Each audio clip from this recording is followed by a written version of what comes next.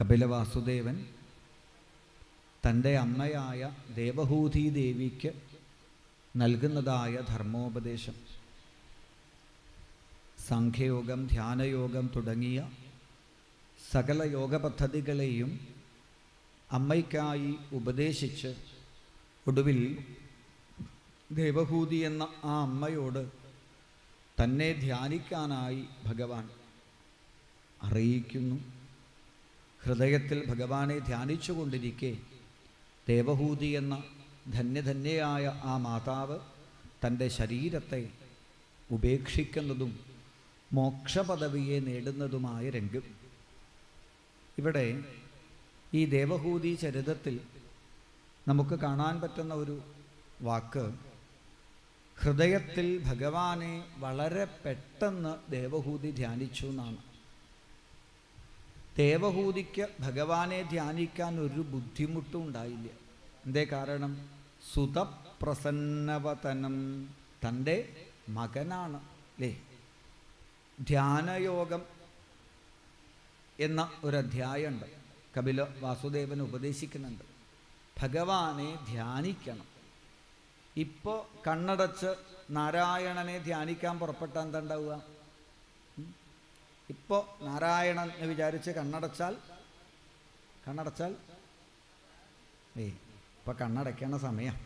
അപ്പോൾ ഇപ്പോൾ നാരായണനെ കാണാൻ വെച്ച് കണ്ണടച്ചാൽ എന്താ ഉണ്ടാവുന്നത്? കുറേ നാരായണന്മാരെ കാണുന്നുണ്ട്. അയൽവാസി നാരായണൻ, റേഷൻ കടയിലിരിക്കണ നാരായണൻ അല്ല, ഭഗവാനെ കാണണം. ഭഗവാനെ കാണണം എന്ന് വെച്ച് കണ്ണടച്ചാൽ അത്ര പെട്ടെന്ന് കാണാൻ പറ്റില്ല. ഹൃദയം ശുദ്ധമാകണം. അതിന് കുറേ വഴികളുണ്ട്. യമനിയമാദികളെ ആചരിക്കണം അല്ലേ.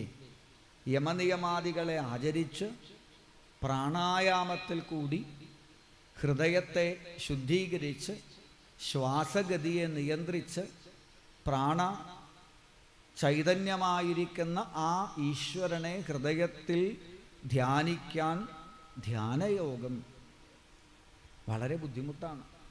പത്മാസനത്തിലൊക്കെ ഇരുന്ന് അല്ലേ, പൂരകം എന്ന് പറഞ്ഞാൽ ഉള്ളിലേക്ക് വായു എടുക്കുക, കുംഭകം എന്ന് പറഞ്ഞാൽ തടഞ്ഞു വയ്ക്കുക, രേചകം എന്ന് പറഞ്ഞാൽ പുറത്തേക്ക് വിടുക. ഇങ്ങനെ പൂരകുംഭക രേചകങ്ങളിൽ കൂടി പ്രാണനെ നിയന്ത്രിച്ച് ഹൃദയത്തിൽ ശുദ്ധമായി ഭഗവാനെ ധ്യാനിക്കണം. അതിനു വേണ്ടിയിട്ട് ഹൃദയത്തിൽ ഭഗവാനെ ഒന്ന് കാണാൻ വേണ്ടിയിട്ട് ഈ യമനിയമാദികളെ മുഴുവൻ ആചരിക്കണം. പക്ഷേ നമുക്ക് ഭഗവാനെ കാണാനല്ലേ ഈ ബുദ്ധിമുട്ടുള്ളൂ. ഭഗവാനെ കാണാനല്ലേ ഈ പത്മാസനവും പ്രാണായാമമൊക്കെ. നമുക്ക് വേറെ ആരെങ്കിലും ആലോചിക്കാൻ ഇതിൻ്റെ ആവശ്യമുണ്ടോ? ഞാൻ എൻ്റെ ഭാര്യയെ ഒന്ന് ധ്യാനിക്കട്ടെ, അതിന് പത്മാസനത്തിലിരുന്ന് മൂക്കൊക്കെ പിടിക്കേണ്ടി വരുന്നുണ്ടോ? മക്കളെ ആലോചിക്കാൻ നമുക്ക് ഈ പറഞ്ഞ യമനിയമാദികൾ വേണോ? അയൽവാസിയെ ആലോചിക്കാൻ വേണ്ട. അപ്പോൾ ഭഗവാനെ ചിന്തിക്കാനാണ് നമുക്ക് ഇത്രയൊക്കെ ബുദ്ധിമുട്ടെന്നുണ്ടെങ്കിൽ ഈ ദേവഹൂതി എന്ന അമ്മ നമുക്കൊരു സൂത്രം പറഞ്ഞു തരുന്നുണ്ട്. എന്താ അറിയോ?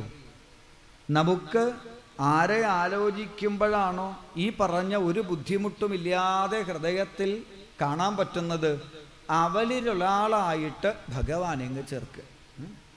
കണ്ണടച്ചാൽ എനിക്കെൻ്റെ മക്കളെ കാണാൻ പറ്റുന്നുണ്ടെങ്കിൽ ഭഗവാനെ ഒരു മകനായിട്ട് കാണുക, അപ്പോൾ കാണാൻ പറ്റും. കണ്ണടച്ചാൽ എനിക്കെൻ്റെ കൂട്ടുകാരെ കാണാൻ പറ്റുന്നുണ്ടെങ്കിൽ ഭഗവാനെ ഒരു കൂട്ടുകാരനായിട്ട് ചേർക്കുക. കണ്ണടച്ചാൽ എനിക്കൊരു ബന്ധുവിനെ കാണാൻ പറ്റുന്നുണ്ടെങ്കിൽ ഭഗവാനെ നമ്മുടെ ബന്ധുവായിട്ട് ചേർക്കുക. അപ്പം ഈ അകലം കുറയ്ക്കുമ്പോൾ ഭഗവാനെ കാണൽ എളുപ്പമായി. എൻ്റെ ഒരു കൂട്ടുകാരൻ ഗുരുവായൂർ പോയി 2 ദിവസം താമസിച്ച് ഗുരുവായൂരപ്പനെ തൊഴുത് നാട്ടിൽ വന്നപ്പോൾ ഞാൻ ഈ കൂട്ടുകാരനോട് ഒരു ചോദ്യം ചോദിച്ചു. ഗുരുവായൂർ പോയിട്ട് പരിചയമുള്ള ആരെങ്കിലും കണ്ടു ചോദിച്ചപ്പോൾ ഇവനൊരു 5-8 ആൾക്കാരുടെ പേര് പറഞ്ഞു. ഒരു സിനിമാ നടൻ, ഒരു സീരിയൽ നടി, പിന്നെ 2-3 നാട്ടുകാർ. പക്ഷേ ആര് പെട്ടിട്ടില്ല? പരിചയക്കാരുടെ പേര് പറയാൻ പറഞ്ഞപ്പോൾ അതിൽ ഗുരുവായൂരപ്പൻ പെട്ടിട്ടില്ല. അപ്പോൾ പറഞ്ഞു വരുന്നത് എന്താ? ഭഗവാനെ നമ്മുടെ ഒരു പരിചയക്കാരൻ്റെ ലിസ്റ്റിലേക്കെങ്കിലും നമ്മൾ പെടുത്തണ്ടേ.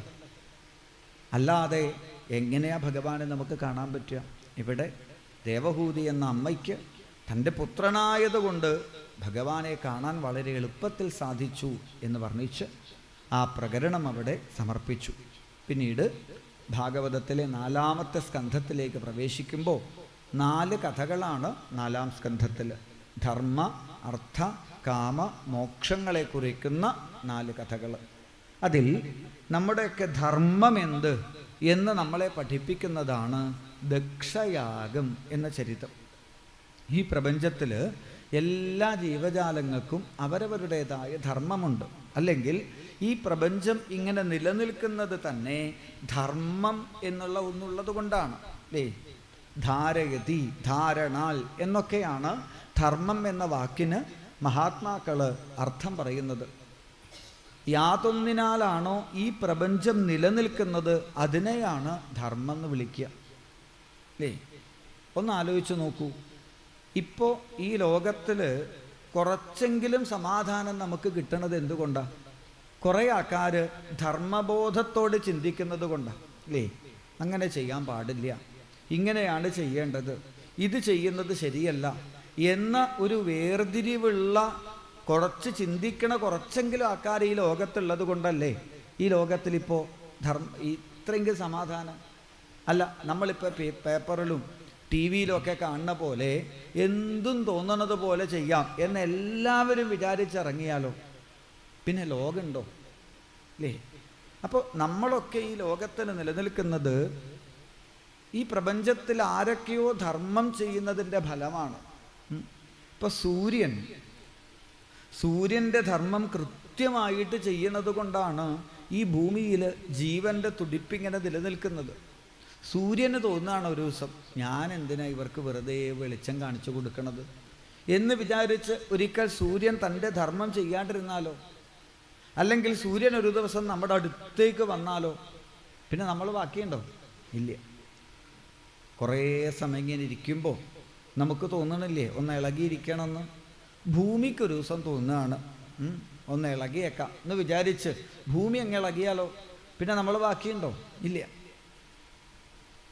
അപ്പോൾ പറഞ്ഞു വരുന്നത്, ഈ പ്രപഞ്ചത്തിലെല്ലാ ജീവജാലങ്ങളും പഞ്ചഭൂതങ്ങളും അവരുടെ ധർമ്മത്തെ ചെയ്യുമ്പോഴാണ് നമുക്കൊക്കെ ഈ ലോകത്തിരിക്കാൻ പറ്റണത്. ഇപ്പം സമുദ്രം അല്ലേ, ഭൂമിയുടെ 3/4 ഭാഗത്തോളവും സമുദ്രമാണ്, കുറച്ചേ കരഭാഗമുള്ളൂ. സമുദ്രം തിരമാലയായി വന്ന് തിരിച്ചങ്ങോട്ട് തന്നെ പോകുന്നുണ്ട്. സമുദ്രം ആലോചിക്കുകയാണ്, ഞാൻ എന്തിനാ തിരിച്ചു വരണത്, കരയിലേക്ക് അടിച്ചങ്ങ് കയറിയാക്കാന്ന് പറഞ്ഞ് വന്നാൽ പിന്നെ നമ്മൾ ബാക്കിയുണ്ടോ? ഇല്ല. അപ്പോൾ ഈ പ്രപഞ്ചത്തിൽ ഇപ്പോൾ നമ്മളിങ്ങനെ നിലനിൽക്കണമെങ്കിൽ നമ്മളെ നിലനിർത്തുന്നത് ധർമ്മമാണ്. എങ്കിൽ എല്ലാ ജീവജാലങ്ങൾക്കും അവരവരുടേതായ ധർമ്മമുണ്ട്. എല്ലാ ജീവജാലങ്ങൾക്കും അവരവരുടെ ധർമ്മമുണ്ട്. പക്ഷേ ഈ ധർമ്മത്തെക്കുറിച്ച് അറിയാനും അറിഞ്ഞുകൊണ്ടതിനെ അനുഷ്ഠിക്കാനും പറ്റുന്ന ഒരു ജീവി മനുഷ്യൻ മാത്രമാണ്. മറ്റൊരു ജീവജാലത്തിനും ഇതുപോലെ പ്രഭാഷണം കേട്ടിട്ടൊന്നും വേണ്ട ധർമ്മം പഠിക്കാം അല്ലേ? ഒരു എലിയുടെ ധർമ്മം എന്ത് എന്ന് വലിയൊരു ആചാര്യനെലി പ്രഭാഷണം ചെയ്തിട്ടാണോ അവർ മനസ്സിലാക്കുന്നത്? അല്ല.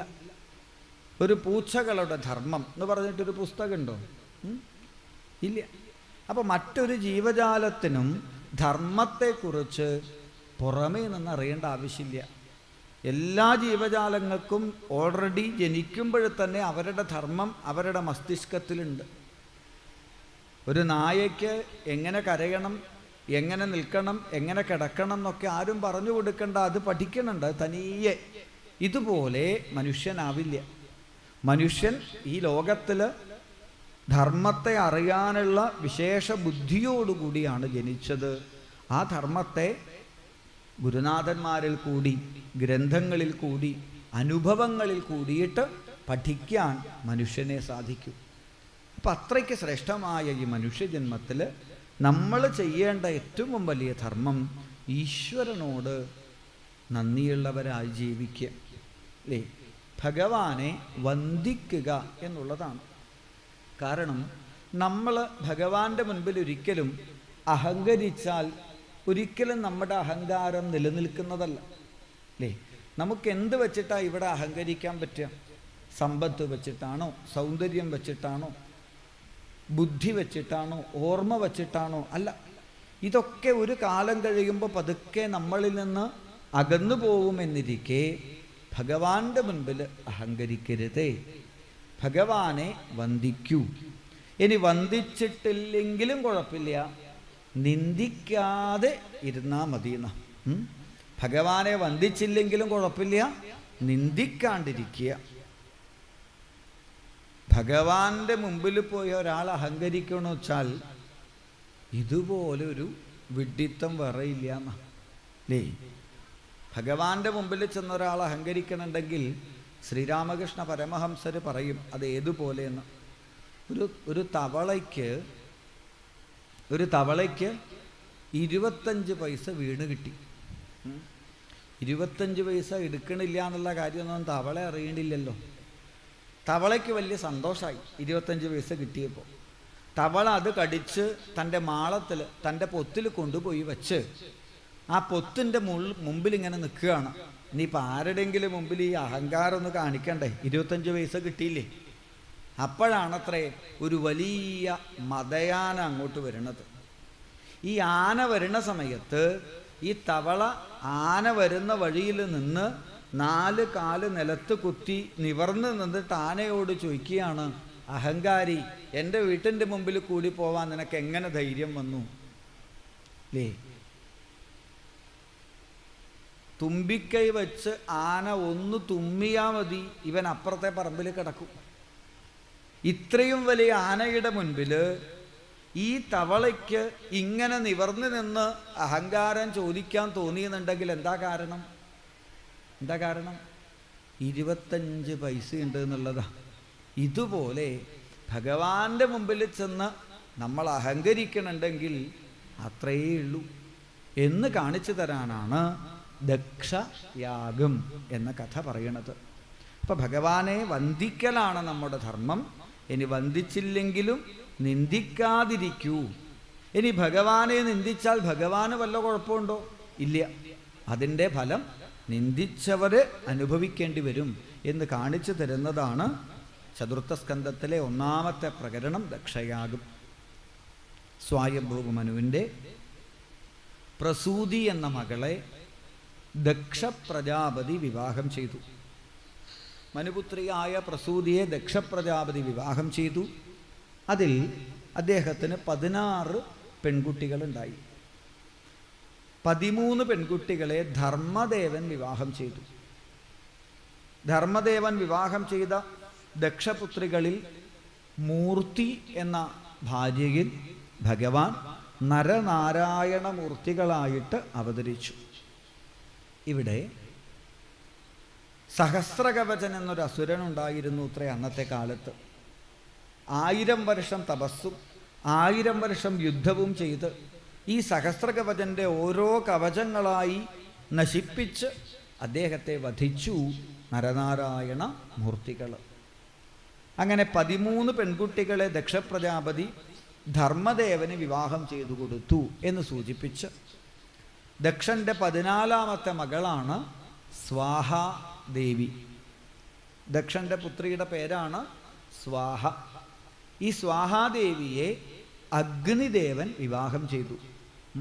അഗ്നിദേവൻ്റെ ഭാര്യയുടെ പേരാണ് സ്വാഹ.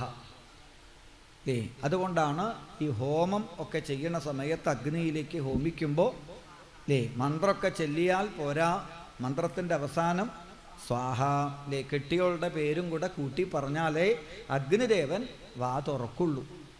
പിന്നെ 15-ാമത്തെ ദക്ഷൻ്റെ മകളാണ് സ്വധാദേവി. ഈ സ്വധാദേവിയെ പിതൃക്കളാണത്രേ വിവാഹം കഴിച്ചത്. ഇനി ഒരാൾ ബാക്കിയുണ്ട്. ആര്? ഇളയ മകളായ സതീദേവി. ആർക്ക് കൊടുക്കണം എന്നിങ്ങനെ ദക്ഷൻ ചിന്തിക്കുമ്പോഴാണ് ബ്രഹ്മാവ് ദക്ഷനോട് പറഞ്ഞത് സതീദേവിയെ മഹാദേവന് വിവാഹം കഴിച്ച് കൊടുക്കണം. ദക്ഷന് വലിയ ഇഷ്ടമൊന്നുമില്ല. ഒന്നാമത് ഈ മഹാദേവൻ്റെ രൂപവും ഒരു പെരുമാറ്റമൊക്കെ തൻ്റെ സ്റ്റാറ്റസിന് ചേർന്നതല്ല. ദക്ഷൻ പ്രജാപതിയാണ്, മഹാദേവനോ ശ്മശാനവാസിയാണ്, ഒരു പരിഷ്കാരമൊന്നുമില്ല. എങ്കിലും അച്ഛൻ പറഞ്ഞതല്ലേ എന്നും വിചാരിച്ച് സതീദേവിയെ ദക്ഷപ്രജാപതി കൈലാസനാഥന് വിവാഹം ചെയ്തു കൊടുത്തു. എന്നാൽ ആ ദാമ്പത്യ ജീവിതം അധികകാലം നീണ്ടു നിന്നില്ല എന്ന് പറഞ്ഞു. ഇത് കേട്ടപ്പോൾ കഥ കേൾക്കുന്നതായ പരീക്ഷത്തിന് കൗതുകം തോന്നി. എന്താ വെച്ചാൽ സ്വതവേ ദാമ്പത്യ ജീവിതം നീണ്ടു നിൽക്കാൻ എല്ലാവരും ആരെയാ ഉപാസന ചെയ്യുന്നത്? അല്ലേ? തിങ്കളാഴ്ച വ്രതം എടുക്കുക, പ്രദോഷവ്രതം, തിരുവാതിര, ശിവരാത്രി, എല്ലാവരും ദാമ്പത്യ ജീവിതം ഭംഗിയാവാൻ മഹാദേവനെ ഉപാസന ചെയ്യുന്നു. ഇപ്പോൾ മഹാദേവൻ്റെ ദാമ്പത്യം തന്നെ അപകടത്തിലായി എന്ന് അങ്ങ് പറയുന്നു. അപ്പോൾ മഹാദേവൻ്റെ ദാമ്പത്യത്തിന് എന്താ സംഭവിച്ചത്? സതീദേവി എന്തുകൊണ്ടാണ് തൻ്റെ ശരീരത്തെ അകാലത്തിൽ ഉപേക്ഷിച്ചത് എന്ന് ചോദിച്ചപ്പോഴാണ് ദക്ഷയാഗ ചരിതത്തിലേക്ക് ഗുരുനാഥൻ പ്രവേശിക്കുന്നത്. ദക്ഷപ്രജാപതി ഒരിക്കൽ വലിയ ഒരു യാഗസമ്മേളനം നടക്കുമ്പോൾ 33 കോടി ദേവന്മാരും സാന്നിധ്യം ചെയ്തതായ ആ സമ്മേളന നഗരിയിലേക്ക് ദക്ഷൻ വളരെ വൈകിട്ടാണത്രേ കയറി വന്നത്.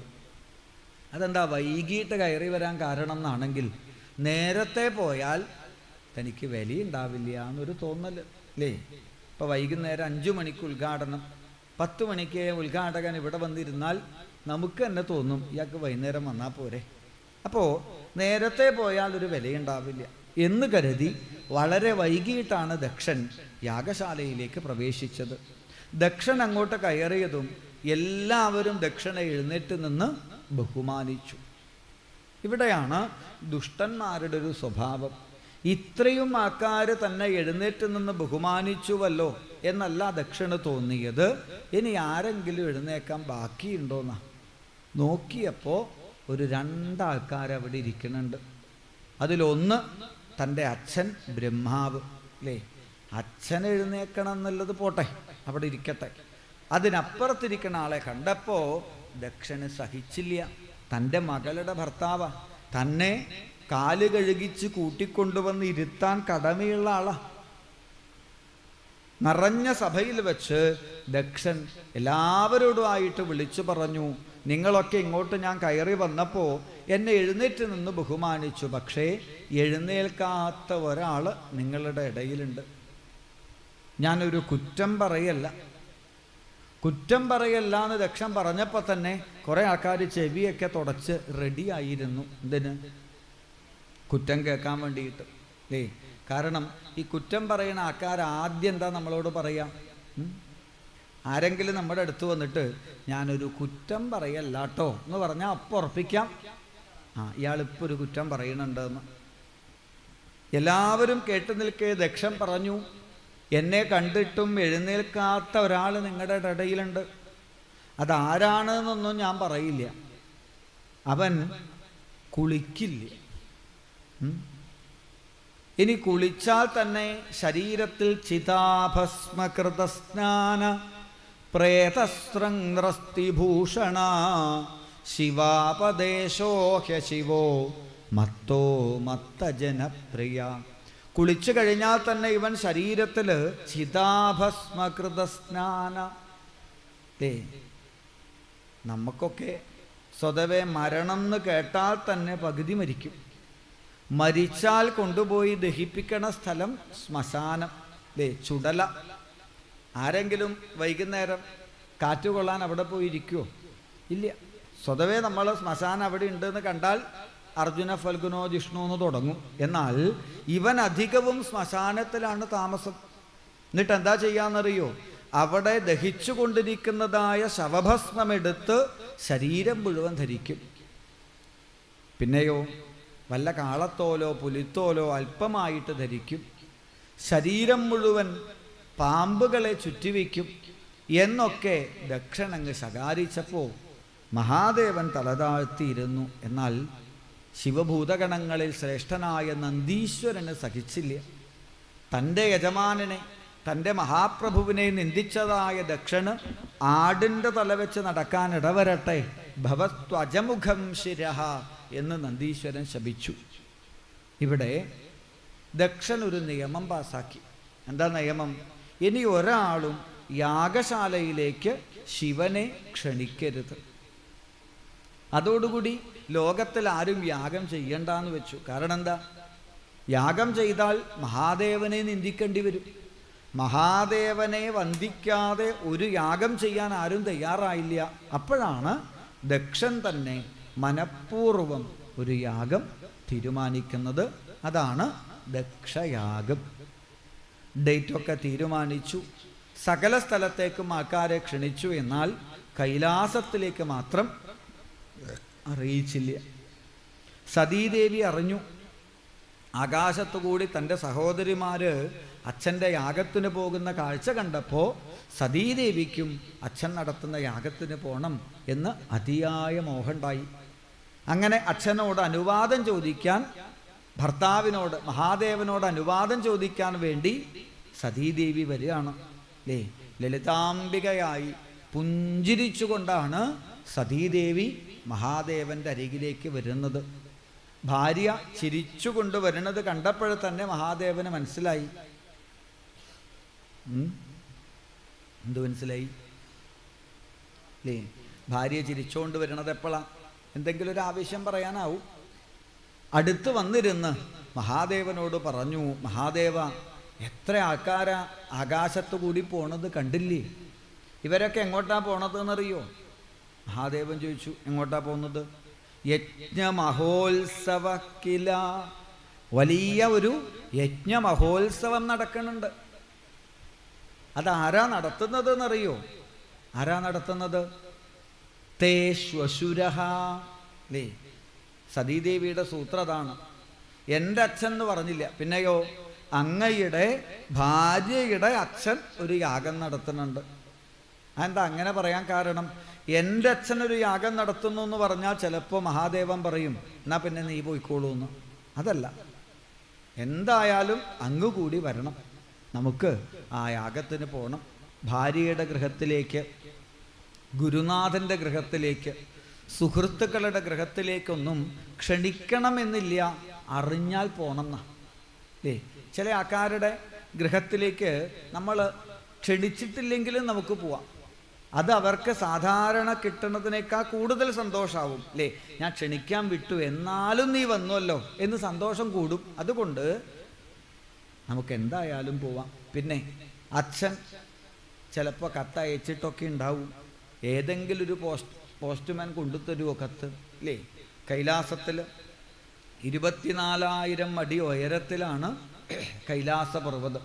അല്ലേ, ഏത് പോസ്റ്റ്മാനാ ഇത്രയും ഉയരത്തിൽ കത്ത് കൊടുക്കുക? അതുകൊണ്ട് കത്ത് കിട്ടിയിട്ടില്ല എന്നൊന്നും വിചാരിച്ച് നമുക്ക് പോവാണ്ടിരിക്കണ്ട, നമുക്ക് വളരെ പെട്ടെന്ന് പുറപ്പെടണം എന്ന് സതീദേവി അങ്ങനെ തിരക്ക് കൂട്ടുന്നത് കണ്ടപ്പോൾ മഹാദേവൻ പറഞ്ഞു, ഹേ സതീദേവി, ഞാൻ നിന്നോട് പറഞ്ഞിട്ടില്ല എന്ന് മാത്രമേ ഉള്ളൂ. ഇങ്ങനൊരു സംഭവം ഉണ്ടായി മുമ്പ്. ദക്ഷൻ, നിന്റെ അച്ഛൻ എന്തിനാണെന്നൊന്നും അറിയില്ല, എന്നെ കുറേ ചീത്ത വിളിച്ചു. അപ്പോൾ എന്നെ ശത്രുവായി കാണുന്ന ദക്ഷൻ്റെ മുൻപിലേക്ക് നീ പോയാൽ ചിലപ്പോൾ എന്നോടുള്ള ആ ശത്രുത നിന്നോടും അച്ഛൻ കാണിക്കും. ഞാൻ ചിലപ്പോൾ ഇതൊക്കെ സഹിക്കും. എന്നാൽ ഒരു മകളായ നിനക്ക് സ്വന്തം അച്ഛൻ അപമാനിച്ചു കഴിഞ്ഞാൽ അത് താങ്ങാനുള്ള ശക്തി ഉണ്ടാവില്ല. യഥാ സസദ്യോ മരണായ കൽപ്പതേ, ഒരു പക്ഷേ നിനക്ക് മരണത്തിലേക്കുള്ള അവസ്ഥ തന്നേക്കാം എന്ന് സംഹാരമൂർത്തിയായ പരമേശ്വരൻ ഒരു സൂചന സതീദേവിക്ക് കൊടുത്തു. പക്ഷേ സതീദേവി അതൊന്നും കൂട്ടാക്കിയില്ല. നിങ്ങൾ പറയണ പോലെയൊന്നുമല്ല, എൻ്റെ അച്ഛൻ എന്നോട് നല്ല സ്നേഹ എന്നൊക്കെ പറഞ്ഞ് ഭൂതഗണങ്ങളോടൊപ്പം ആ സതീദേവി യാഗശാലയിലേക്ക് എഴുന്നള്ളുന്നതും ദക്ഷൻ കണ്ടൂന്ന് നടിച്ചില്ല. അപ്പോഴും സതീദേവി വിചാരിച്ചത് മഹാദേവനെ കൂട്ടാണ്ട് വന്നതിൻ്റെ ദേഷ്യ അച്ഛനെന്നൊക്കെയാണ്. പക്ഷേ യാഗശാലയിലേക്ക് കയറിയപ്പോഴാണ് അവിടെ ബ്രഹ്മാവിന് സ്ഥാനമുണ്ട്, ഇന്ദ്രനും ചന്ദ്രനും വായുവിനും വരുണനും അഗ്നിക്കും ഒക്കെ സ്ഥാനമുണ്ട്. തൻ്റെ പതിയായ മഹാദേവന് മാത്രം അരുദ്രഭാഗം തമവേക്ഷ്യചാധ്വരം പിത്രാച ദേവേ കൃതഹേളനം സതി തൻ്റെ പതിയായ ശ്രീരുദ്രന് മാത്രം ആ യാഗശാലയിൽ സ്ഥാനമില്ല എന്ന് കണ്ടതും സതീദേവിക്ക് മനസ്സിലായി അച്ഛൻ ഈ യാഗം നടത്തുന്നത് ശിവനെ നിന്ദിക്കാനാണ്. അപ്പം ശിവനെ നിന്ദിക്കുന്ന ഈ യാഗത്തിന് ഞാനും വന്ന് പങ്കെടുത്തു എന്ന് വെച്ചാൽ ഞാനും ആരായി? ശിവനെ നിന്ദിച്ച മഹാപാപിയായില്ലേ? അതുകൊണ്ട് ഈ ചെയ്ത മഹാപാപത്തിന് ഒരു പരിഹാരം ചെയ്യണം. എന്താ പരിഹാരം? ഏത് പാപത്തിനും ഒരു പരിഹാരമേ ഉള്ളൂ. നാമസങ്കീർത്തനം തവ. ഭഗവാന്റെ മഹിമകളെ പാടുക, നാമം ജപിക്കുക. ആ നിറഞ്ഞ സഭയിൽ വച്ച് ശിവമാഹാത്മ്യം പാടി സതീദേവി. യാതൊരു മഹാദേവന്റെ ശിവ എന്ന രണ്ടക്ഷരം സർവപാപങ്ങളെയും ഇല്ലാണ്ടാക്കുന്നുവോ, യാതൊരു മഹാദേവനാണോ ഈ പ്രപഞ്ചത്തെ ശിവമായി മംഗളമായി നിലനിർത്തുന്നത്, യാതൊരു മഹാദേവൻ ഒന്ന് മനസ്സിരുത്തിയാൽ പ്രപഞ്ചം മുഴുവൻ ശവമായി തീരുമോ, ആ പരമേശ്വരനെ അച്ഛൻ എന്തിനാ നിന്ദിച്ചത്? അച്ഛൻ എന്താ വിചാരിച്ചത്?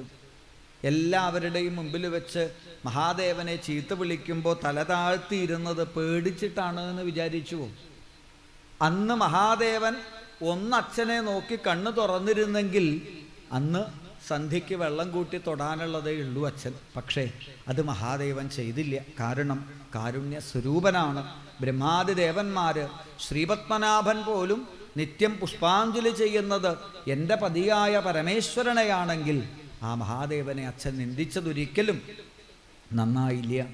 ഇനിയിപ്പോൾ തിരിച്ചു പോയാൽ ദാക്ഷായണീ എന്ന് വിളിച്ച് മഹാദേവൻ എന്നെ ആലിംഗനം ചെയ്യും. ഇത്രകാലം ദാക്ഷായണീ എന്നുള്ള മഹാദേവന്റെ വിളി കേൾക്കുമ്പോൾ എനിക്കൊരു സന്തോഷം ഉണ്ട്, ദക്ഷന്റെ പുത്രി എന്നർത്ഥം. പക്ഷേ ഇനി ദാക്ഷായണി എന്ന് വിളിച്ചാൽ എന്നെ നിന്ദിച്ച ദക്ഷന്റെ മകളെ എന്നല്ലേ എനിക്ക് തോന്നുക. അതുകൊണ്ട് ഇനി ഈ ശരീരം മഹാദേവന്റെ അടുത്തേക്ക് പോവില്ല എന്നുറപ്പിച്ച് തൻ്റെ ശരീരത്തെ അഗ്നിയിലേക്ക് ദഹിപ്പിച്ചു ആ ഭഗവതി. മഹാദേവൻ തൻ്റെ തിരുജടയിൽ നിന്നും ഒരു പിടിയെടുത്ത് നിലത്തടിച്ചു. ഗംഭീരമായ അട്ടഹാസത്തോടുകൂടി സാക്ഷാൽ വീരഭദ്രൻ അവിടെ അവതാരം ചെയ്തു. തൻ്റെ ത്രിശൂലത്തെ കൊടുത്ത് ദക്ഷം സയജ്ഞം ജഹി, ദക്ഷനെയും യജ്ഞത്തെയും നശിപ്പിക്കാനായി മഹാദേവൻ ആജ്ഞാപിച്ചതും തട്ടഹസിച്ചുകൊണ്ട് ശിവഭൂതഗണങ്ങൾ വന്ന് യാഗശാല മുഴുവൻ അടിച്ചുടച്ചു, ഹോമകുണ്ഡം മുഴുവൻ കെടുത്തി, ദക്ഷന്റെ ശിരസ് പിഴുതെടുത്ത് അവിടെ ദക്ഷനെ വധിച്ചു. ഇവിടെ യാഗപൂർത്തീകരണത്തിനായി ബ്രഹ്മാദി ദേവന്മാര് കൈലാസത്തിലേക്ക് സാക്ഷാൽ മഹാദേവനെ കാണാനായി പുറപ്പെടുന്നു. കൈലാസത്തിൻ്റെ ഉത്തുംഗ ശൃംഗത്തിൽ ആ ബ്രഹ്മാദി ദേവന്മാർ കണ്ടു, സനകാദി യോഗീശ്വരന്മാർക്ക് മുൻപിൽ ബ്രഹ്മതത്വത്തെ മൗനവ്യാഖ്യാനമായി ഉപദേശം ചെയ്യുന്ന സാക്ഷാൽ ദക്ഷിണാമൂർത്തിയായ മഹാദേവനെ.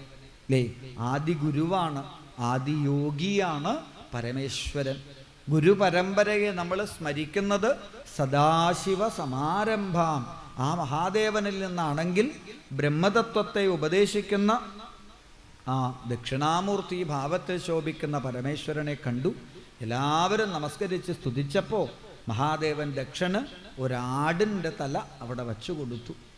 തല കിട്ടിയപ്പോൾ ദക്ഷൻ തല കുലുക്കി ഭഗവാനെ സ്തുതിക്കുകയൊക്കെ ചെയ്തു. പക്ഷെ കേൾക്കണവർക്ക് ഒരാടിൻ്റെ കരച്ചിൽ പോലെ മാത്രമേ തോന്നിയിട്ടുള്ളൂ എന്നാണ്. അപ്പം എന്താ ഭാഗവതം പറയണത് വെച്ചാൽ, നല്ലൊരു തലയുള്ള സമയത്ത്, നല്ലൊരവസരമുള്ള സമയത്ത് അമ്പലത്തിൽ പോയി നാമം ജപിച്ച് ഭഗവാന്റെ നാമൊക്കെ ജപിച്ച് പ്രദക്ഷിണൊക്കെ വച്ചിരുന്നെങ്കിൽ ഈ ഗതി ഉണ്ടാവില്ലായിരുന്നു. പക്ഷെ ഒരു കാലത്ത് ചില ദക്ഷന്മാർക്ക് ഇതൊന്നും വേണം തോന്നില്ല. എന്തമ്പലം, എന്ത് നാമജപം എന്നൊക്കെ തോന്നും. പിന്നെ കുറേ കാലം കഴിഞ്ഞപ്പോൾ ജീവിതത്തിൽ പല പല അനുഭവങ്ങളും വരുമ്പോൾ പതുക്കെ അമ്പലത്തിൽ പോകണമെന്ന് തോന്നും. പക്ഷെ പോകാൻ പറ്റുമോ? നാട്ടുകാർ കാണില്ലേ. അപ്പോൾ നാട്ടിലൊന്നും പോവില്ല, ദൂരത്ത് എവിടെയെങ്കിലും പോയി തലയിൽ മുണ്ടിട്ടൊക്കെ തൊഴുത്. അപ്പോൾ നമ്മൾ ചോദിക്കും, ഇയാളിപ്പോൾ അമ്പലത്തിലൊക്കെ പോകും എന്ന് ചില ദക്ഷന്മാരെ കുറിച്ച് ലോകം പരിഹസിക്കാനിടയാവും. അപ്പം നല്ലത്, ഇന്നല്ലെങ്കിൽ നാളെ നമുക്കൊക്കെ ഭഗവാനെ വിളിക്കേണ്ടി വരും, എല്ലാവർക്കും വേണ്ടി വരും. അത് നാളേക്ക് വയ്ക്കണ്ട, ഇന്നേ വിളിക്കുക എന്ന് ആ ദക്ഷൻ നമ്മളെ പഠിപ്പിച്ചു. ഗ്രന്ഥത്തിൽ ദക്ഷയാഗം എന്ന ചരിത്രത്തെ നമ്മൾ അനുസ്മരിച്ചു. പിന്നീട് സ്വയംഭുവ മനുവിൻ്റെ ആൺകുട്ടികളുടെ ചരിത്രത്തെ പറയുമ്പോൾ ഉത്താനപാദൻ എന്ന മഹാരാജാവ്, അദ്ദേഹത്തിന് സുനീതി, സുരുചി എന്നിങ്ങനെ 2 ഭാര്യമാരിലായി. ധ്രുവൻ, ഉത്തമൻ എന്നിങ്ങനെ 2 പുത്രന്മാർ. സാമർഥ്യക്കാരിയായ സുരുചിയുടെ സാമർഥ്യം കാരണം സുനീതി കൊട്ടാരത്തിന് പുറത്തേക്ക് താമസം മാറ്റേണ്ടി വന്നു. ഇവിടെ ഒരിക്കൽ സുരുചിപുത്രനായ ഉത്തമൻ രാജാവിൻ്റെ മടിയിലിരുന്ന് കളിക്കണത് കണ്ടപ്പോൾ സുനീതിയുടെ മകനായ ധ്രുവനും അച്ഛൻ്റെ മടിയിൽ കയറിയിരിക്കണം എന്നൊരു മോഹം. അതിന് പുറപ്പെട്ടതായ ധ്രുവനെ സുരുചി എന്ന മഹാറാണി ശകാരിച്ചു. അച്ഛൻ്റെ മടിയിൽ കയറി ഇരിക്കണമെങ്കിൽ ഭഗവാനെ തപസ് ചെയ്ത് എൻ്റെ പുത്രനായി ജനിക്കണം എന്ന് ശകാരിച്ചതും ധ്രുവൻ അവിടുന്ന് തപസ് ചെയ്യാനായി കാട്ടിലേക്ക് പുറപ്പെടുന്നു. ശ്രീനാരദ മഹർഷിയെ കണ്ട് സർവ്വവിധത്തിലും ഓം നമോ ഭഗവതേ വാസുദേവായ എന്ന ദ്വാദശാക്ഷരി മന്ത്രത്തെ ഉപദേശമാക്കി സ്വീകരിച്ച് ഹൃദയത്തിൽ നാരദർ ഉപദേശിച്ചതായ ആനന്ദസ്വരൂപനായ ഭഗവാനെ ധ്യാനിച്ചുകൊണ്ട് ധ്രുവൻ തപസ് തുടങ്ങുന്നതും കേവലം 5 മാസങ്ങളെ കൊണ്ട് കഠിനമായ തപസ്സിലേക്ക് പ്രാണനെ പോലും നിരോധനം ചെയ്ത് ധ്രുവൻ എത്തുന്നതും ധ്രുവന്റെ തപശക്തി കൊണ്ട് ഇന്ദ്രാദി ദേവന്മാർക്ക് പോലും പ്രാണരോധം അനുഭവപ്പെട്ടപ്പോൾ ഭഗവാൻ ധ്രുവന്റെ മുൻപിലേക്ക് അവതരിക്കുന്നതുമായ രംഗം കണ്ണു തുറന്നതും തൊട്ടു മുൻപിലായി ഭഗവാനെ കണ്ട ധ്രുവൻ നമസ്കരിക്കണോ, പ്രദക്ഷിണം വയ്ക്കണോ, ഭഗവാന്റെ കൈകളെ ചുംബിക്കണോ എന്നറിയാതെ ആ ഭഗവാന്റെ മുമ്പിൽ തൻ്റെ ഭക്തി ഏതു വിധത്തിൽ പ്രകടിപ്പിക്കേണ്ടു എന്ന് വിഷമിക്കുന്നതായ കാഴ്ച കണ്ടതും ഭഗവാൻ തൻ്റെ ജ്ഞാനമയമായ ആ വെളുത്ത ശംഖുകൊണ്ട് ധ്രുവന്റെ കവിൾത്തടത്തിൽ ഒന്ന് സ്പർശിക്കുന്നതും ധ്രുവൻ ഭഗവാനെ അതിഗംഭീരമായി സ്തുതിക്കുന്നു. യാതൊരു ഭഗവാനാണോ എൻ്റെ ഉള്ളിലിരുന്നു കൊണ്ട് പ്രാണചൈതന്യമായി എൻ്റെ നാവ് കൊണ്ട് പറയാനും എൻ്റെ കാതുകൊണ്ട് കേൾക്കാനും എൻ്റെ കണ്ണുകൊണ്ട് കാണാനും എനിക്ക് അനുഗ്രഹം ചൊരിയുന്നത് ആ പ്രാണേശ്വരനായ ഭഗവാന് നമസ്കാരം എന്ന് പറഞ്ഞ് ധ്രുവൻ ഭഗവാനെ സ്തുതിച്ച് 36,000 സംവത്സരം ഭഗവാന്റെ അനുഗ്രഹത്തോടെ രാജ്യഭരണം നടത്തുന്നു. ഒടുവിൽ ഭഗവാന്റെ പാർഷദന്മാർ കൊണ്ടുവന്നതായ വിമാനത്തിലേക്ക് മൃത്യുവിനെ പോലും മറികടന്ന് കയറിയതായ ധ്രുവൻ ആ ധ്രുവലോകത്തിലേക്ക് സപ്തഋഷികളും ദേവന്മാരും നിത്യം പ്രദക്ഷിണം ചെയ്ത് നമസ്കരിക്കുന്ന ധ്രുവലോകത്തിലേക്ക് പറന്നുയരുമ്പോൾ തൻ്റെ അമ്മയായ സുനീതിയെ ഒരു നിമിഷം ഓർക്കുന്നതും ആ അമ്മയ്ക്ക് കൂടി ഈ ഒരു സദ്ഗതി കിട്ടിയെങ്കിൽ എന്ന് ധ്രുവൻ ആഗ്രഹിക്കുമ്പോഴേക്കും മറ്റൊരു വിമാനത്തിൽ സുനീതി എന്ന ആ അമ്മയെ ഭഗവാന്റെ പാർഷദന്മാർ ധ്രുവലോകത്തിലേക്ക് കൊണ്ടുപോകുന്നതുമായ രംഗം. അത്തരത്തിൽ പരമഭക്തി കൊണ്ട് 5 വയസ്സിൽ അഞ്ജനവർണ്ണനായ ഭഗവാനെ സാക്ഷാത്കരിച്ച ധ്രുവന്റെ ചരിതം വർണ്ണിച്ച് ആ ധ്രുവന്റെ വംശപരമ്പരയെ പറയുമ്പോൾ അവിടെ അങ്കൻ എന്നു പേരായ ഒരു രാജാവ്, ഈ അംഗമഹാരാജാവിൻ്റെ ഭാര്യയാണ് സുനീത. ഇവർക്ക് സന്താനങ്ങൾ ഉണ്ടായില്ല. ഒടുവിൽ പുത്രകാമേഷ്ടി യാഗം നടത്തി. യാഗശാലയിൽ നമുക്കൊക്കെ രാമായണത്തിൽ കേട്ട് പരിചയമുള്ളതുപോലെ ഒരു യാഗപുരുഷൻ അവതരിച്ചു. കയ്യിലൊരു പാത്രം, അതിൽ പായസം. പ്രസാദമായ ആ പായസം കഴിച്ചാൽ ഗർഭമുണ്ടാകും എന്നറിയിച്ചു. പക്ഷേ ഈ അംഗമഹാരാജാവ് അറിയാതെ ആ പായസത്തെ ഒന്ന് ഘ്രാണിച്ചു.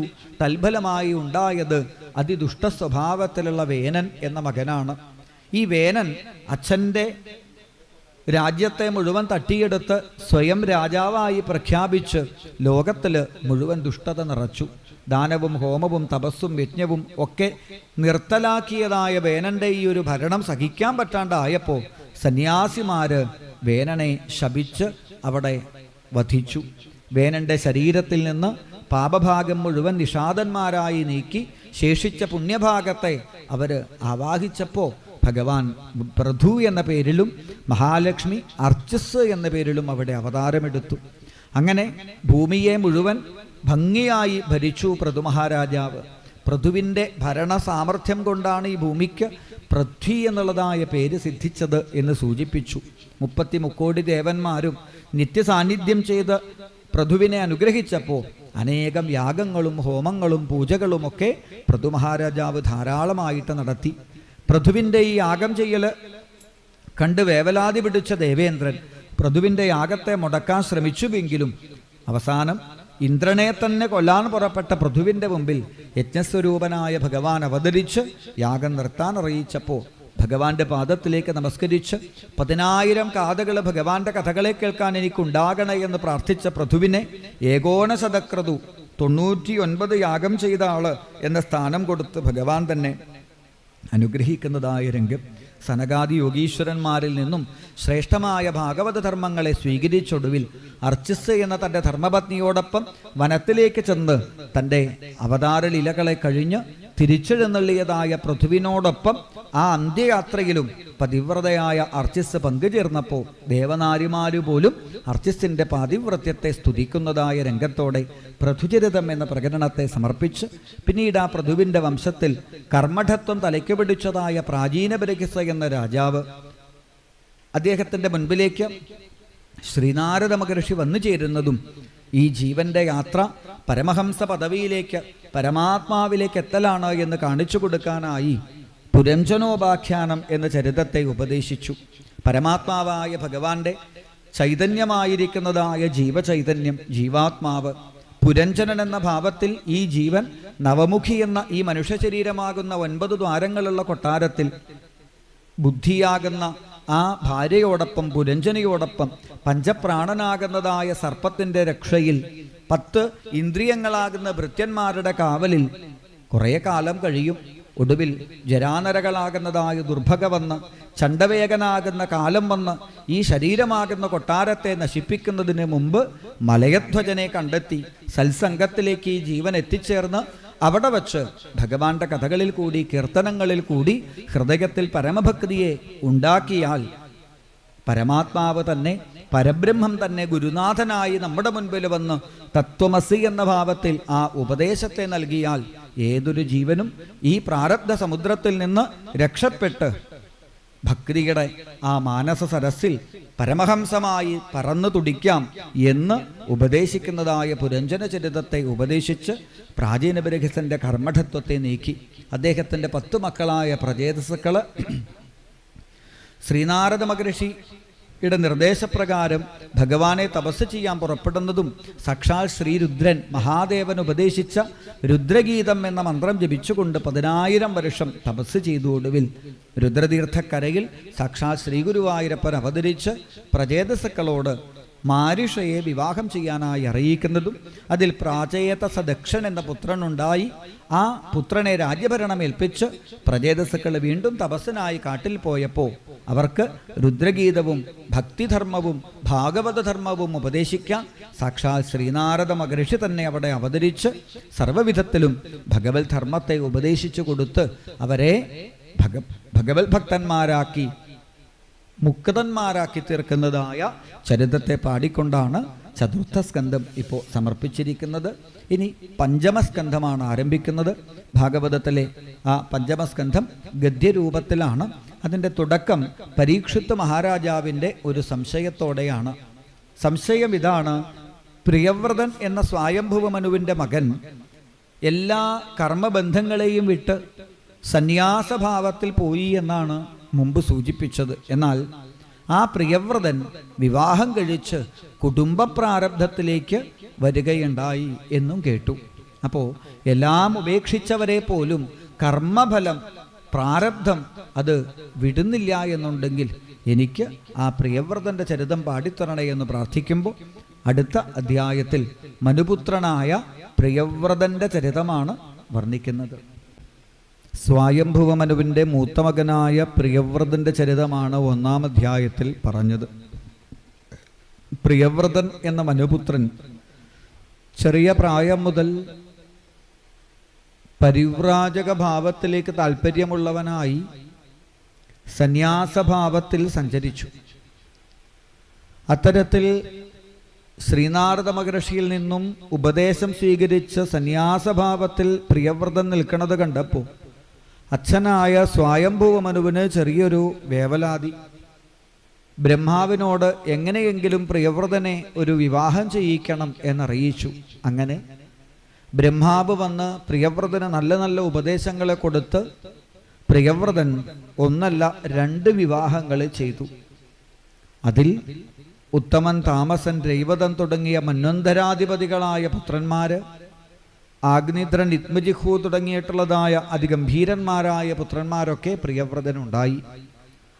ലോകത്തിലെല്ലാവർക്കും എപ്പോഴും പ്രകാശം ലഭിക്കണമെന്ന ഉദ്ദേശത്തോടുകൂടി പ്രിയവ്രതൻ സൂര്യനേക്കാൾ പ്രകാശമുള്ള ഒരു രഥമുണ്ടാക്കി നടത്തിയതായ രഥയാത്ര അതിൻ്റെ ഫലമായാണ് പിന്നീട് ഇവിടെ സർവവിധത്തിലും സമുദ്രങ്ങളും ദ്വീപുകളും രൂപപ്പെട്ടത് എന്നും സൂചിപ്പിച്ചു. കഴിഞ്ഞ അധ്യായത്തിൽ പ്രിയവ്രതൻ്റെ മൂത്തപുത്രനായ ആഗ്നീധ്രൻ്റെ ചരിതമാണ് വർണ്ണിച്ചത്.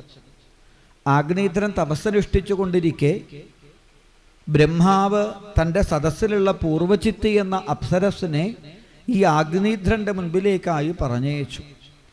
പൂർവചിത്തിയുടെ കാലിൽ ധരിച്ചതായ പാദസരത്തിൻ്റെ ശബ്ദം കേട്ട് കണ്ണു തുറന്നതായ ആഗ്നീധ്രൻ അവളുടെ സൗന്ദര്യം കണ്ട് മയങ്ങി അവളെ സ്തുതിച്ചുകൊണ്ട് കവിത പാടി അവളെ വിവാഹം കഴിച്ചു. അതിൽ നാഭി, കിംപുരുഷൻ തുടങ്ങിയ പുത്രന്മാരുണ്ടായി എന്ന് വർണ്ണിച്ചു. ഇനി അടുത്ത അധ്യായത്തിൽ ആഗ്നീധ്രൻ്റെ മൂത്തപുത്രനായ നാഭി മഹാരാജാവിൻ്റെ ചരിതമാണ് പറയുന്നത്. നാഭി മഹാരാജാവ് മേരുദേവി എന്ന കന്യകയെ വിവാഹം ചെയ്തു. അതിൽ സന്താനങ്ങൾ ഉണ്ടായില്ല അദ്ദേഹത്തിന്. ഒടുവിൽ യാഗം നടത്തി യാഗശാലയിൽ യജ്ഞസ്വരൂപനായ ഭഗവാൻ അവതരിച്ചു. എന്ത് വരമാണ് വേണ്ടത് എന്ന് ചോദിച്ചപ്പോൾ, മരണസമയത്തും അങ്ങയുടെ നാമം ജപിക്കാൻ എനിക്ക് ഭാഗ്യമുണ്ടാവണം, ഇതൊക്കെയാണ് ചോദിക്കേണ്ടത്. പക്ഷേ ഒരാഗ്രഹം, ഞങ്ങൾക്ക് ഒരു പുത്രൻ ഉണ്ടാവണം. ഇത്രകാലം ഞങ്ങൾക്കൊരു പുത്രൻ ഉണ്ടാകണം എന്നേ ആഗ്രഹം ഉണ്ടായിരുന്നുള്ളൂ. ഇപ്പോൾ ഭഗവാനെ അങ്ങയെ കണ്ടപ്പോൾ ഞങ്ങൾക്കൊരു മോഹം, അങ്ങയ്ക്ക് തുല്യനായിട്ട് ഒരു മകൻ ഞങ്ങൾക്കുണ്ടാകണം. ഭഗവാൻ പറഞ്ഞു, എനിക്ക് തുല്യനായിട്ട് ഞാൻ തന്നെയുള്ളൂ, അതുകൊണ്ട് ഞാൻ തന്നെ നിങ്ങളുടെ മകനായി അവതരിക്കാം എന്നറിയിച്ചു. അങ്ങനെ നാഭിയുടെയും മേരുദേവിയുടെയും മകനായി ശ്രേഷ്ഠൻ എന്നർത്ഥം വരുന്ന ഋഷഭൻ എന്ന നാമത്തിൽ ഭഗവാൻ അവതരിക്കുന്നു. ഭഗവാന്റെ ഋഷഭാവതാരമാണ് അടുത്ത അധ്യായത്തിൽ വർണ്ണിക്കുന്നത്. ഓം നമോ ഭഗവതേ വാസുദേവായ. ശ്രീശുക ഉവാച നാഭിരപത്യകാമോ പ്രജയാമേരുദേവ്യാ ഭഗവന്തം യജ്ഞപുരുഷം അവഹിതാത്മാ യജത തസ്യ കവാവശ്രദ്ധയാ വിശുദ്ധഭാവേന യജത പ്രവർഗേഷു പ്രചരൽസു ദ്രവ്യദേശകാല മന്ത്ര ഋത്തിക് വിദക്ഷിണാവിധാന യോഗോപപത്യാദരുതികമോപി ഭഗവാൻ ഭാഗവതവാത്സല്യതയാ സുപ്രതീക ആത്മാനം അപരാജിതം നിജജനാഭിപ്രേതാർത്ഥവിദിൽസയാ ഗൃഹീത ഹൃദയോ ഹൃദയംഗമം മനോനയനാനന്ദനാവയവാഭിരാമമാവിശ്ചകാര അതകതമാവിഷ്കൃതഭുജയുഗളോദയം ഹിരൺമയം പുരുഷവിശേഷം കവശകൗശേയാംബരതരമുരസി വിലസൽ ശ്രീവത്സലനാമം ദരവരവനുരഹവനമാലാ സൂര്യമൃതമണികഥാതിപരക്ഷിതം സ്ഫുടകിരണ പ്രവര മുകുട കുണ്ടല കടക കടിസൂത്രഹാര കെയ്യൂര നൂപുരാദ്യംഗഭൂഷണ വിഭൂഷണ മൃത്യുക് സദസ്യ ഗൃഹപതയോ അധനാ ഇവോത്തനമദനമുപലഭ്യ സബഹുമാനമർഹണേന അനവരത ശീർഷാണ ഉപദസ്തു വൃത്തിജാവൂചു അർഹസി മുഹുരർഹത്തമർഹണമസ്മാഗമനമുദാനാം നമോ നമ ഇത്യേതാവൽ സുദുപചിക്ഷിതം കോർഹതി പുമാൻ പ്രകൃതി ഗുണവ്യതികരമതിരണീശ ഈശ്വരസ്യ പരസ്യ പ്രകൃതി പുരുഷയോരർവാക്തനാഭിർനാമരൂപാകൃതി രൂപനിരൂപണം സകലജനനികായ വൃതന നിരസന ശിവതമ പ്രവര ഗുണഗണൈകദേശകഥനാധൃതേ പരിജനാനുരാഗ വിരജിത ശബള സംശബ്ദ സലിള സിത കെസലയ തുളസിക ദൂർവാങ്കുരൈരഭി സംഭ്രതയാം സപര്യയാ കില പരമ പരിതുഷ്യസി അഥാനയാപി നഭവത യജ്ഞയോരുപാരപരയാ സമുചിതമർത്ഥമിഹോലഭാമകേ ആത്മന ഏവാനുസവനമഞ്ജസാ വ്യതിരേകേണ ഭൂഭൂയമാനാശേഷപുരുഷാർത്ഥസ്വരൂപസ്യ കിന്തു നാദാശിശാശാസാനാമേതൽ അഭിസംരാധനമാത്രം ഭവിതുമർഹതി തദ്യഥാ ബാലിശാനാം സ്വയമാത്മന ശ്രേയപരമവിദുഷാം പരമപരമപുരുഷപ്രകർഷകരുണയാ സ്വമഹിമാനം ചാപവർഗാഖ്യമപകൽപ്പയിഷ്യൻ സ്വയം നാപജിത ഏവേതരവിധികോപലക്ഷിത